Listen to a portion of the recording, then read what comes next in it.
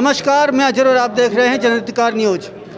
चुनाव प्रचार ख़त्म हो चुका है। इसके मद्देनज़र हम आए हैं वार्ड 79 की राबिया बहन के यहाँ पे, जहाँ पे हम इनसे जानेंगे कि चुनाव प्रचार ख़त्म होने के बाद आप जनसंपर्क करेंगे और आपकी स्थिति क्या है।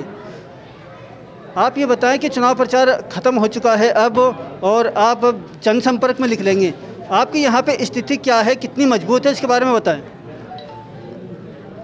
जनसंपर्क के लिए हम निकलेंगे, हमारे अपने लोगों के साथ बातचीत करेंगे। उन्होंने तो मुझे इतना समर्थन दे दिया है कि आप अब नहीं आए, लेकिन फिर भी मैं वहाँ निकलूँगी और हमारी स्थिति बहुत अच्छी है, वो सब आपके सामने है और अच्छे से अच्छे हमें रिज़ल्ट मिलेंगे। 3 तारीख को पता चलेगा। चुनावी प्रचार में आपने जनता से क्या क्या वादे किए, इसके बारे में ज़रा बताएं। देखिए, मैंने पहले भी मैं एक ऐसे राजनीतिक परिवार से रही हूँ जिसका खिदमत खल्क का जज्बा जिसके परिवार में रहा हो। मेरे दादाजी स्वतंत्रता सेनानी रहे, मेरे ससुर साहब यहाँ से विधानसभा और लोकसभा प्रत्याशी रहे। मैं खुद जयपुर नगर निगम में 2 बार पार्षद रही, 2 बार प्रदेश महिला कांग्रेस में उपाध्यक्ष रही और राज संबंध बांसवाड़ा से प्रभारी रही। और मेरे हस्बैंड भी पीसीसी में पदाधिकारी हैं और हम लोगों के पास कभी कोई पद रहा हो या ना रहा हो, हमारा जज्बा यही रहता है कि हम कौम के, हम अपने भाई लोगों के खिदमत कर सकें, ज़्यादा से ज़्यादा इन लोगों के काम आ सकें। तो अभी भी मेरा यही उद्देश्य रहेगा कि हमारे वार्डवासियों की किसी भी तरह की जो जन समस्याएँ हैं उनका मैं ज़्यादा से ज़्यादा समाधान कर सकूं। उनका हर मुश्किल परेशानी में जितनी उम्मीदों से वो मुझे ला रहे हैं, मैं उनसे भी ज़्यादा उम्मीदों पे खरे उतरने की पूरी कोशिश करूँगा। अगर आप जीतती हैं, जीतने के बाद अगर कांग्रेस पार्टी आपको शामिल करती है तो क्या आप शामिल होंगे और ग्रेजुएशन का मसला उठाएंगे आप कांग्रेस पार्टी में?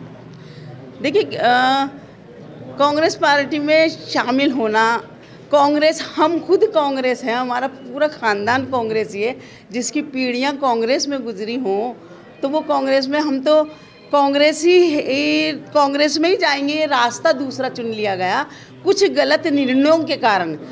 पिछली बार भी, पिछले इलेक्शन में मेरा टिकट काट दिया था, लेकिन लोगों में, मेरे कार्यकर्ता साथियों में, हमारे बुजुर्ग लोग चाहते थे, बहुत से लोग थे जो चाहते थे कि मैं निर्दलीय लड़ूं, लेकिन फिर भी मैंने अनुशासन में रह के, पार्टी अनुशासन में रह के कि नहीं, हमारे जो भी निर्णय रहा सर माथे रहा और मैंने पिछली बार चुनाव नहीं लड़ा।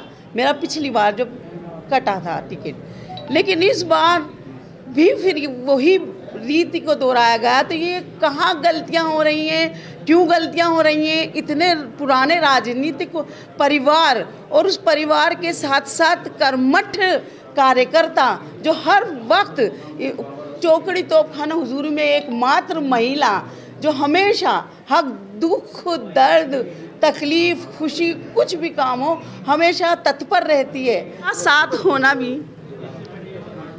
देखिए, मैं यही कहना चाहूँगी, मेरे इन सब भाई लोगों के साथ मेरे साथ हैं। मेरी खुशनसीबी है कि मैं इतने अच्छे मेरे साथी लोगों के साथ काम कर रही हूँ। तो काबिल साथियों का साथ होना भी तकदीर होती है, काबिल साथियों का साथ होना भी तकदीर होती है और बहुत कम हाथों में ये लकीर होती है, बहुत कम हाथों में ये लकीर होती है। इस चुनावी उठापटक में आप सब इनके साथ हैं, क्या लगता है आपको, ये कितने % से जीत सकती हैं? ये जब से हम चुनावी मैदान में उतरे हैं, जनता के आदेश पर हम उतरे हैं। ये स्वयं चुनाव नहीं लड़ रही है, इसको जनता चुनाव लड़ा रही है। जनता इसके लिए सुबह से शाम हर गली कूचड़े में आगे आगे इसको लिए फिरते हैं। जनता का बेहद समर्थन मिल रहा है। औरतें हों, बच्चे हों, बुज़ुर्ग हों, नौजवान हों, देखने से पता लगता है कि जीत 100% जीत है, 100% जीत है। और इसके पिछले कार्यशैली को देखकर लोग प्रभावित हैं और उम्मीद करते हैं कि पहले से भी ज़्यादा अच्छे तरीके से और काम करेंगे। ये हमारी सबकी आशा है, विश्वास है, यकीन है।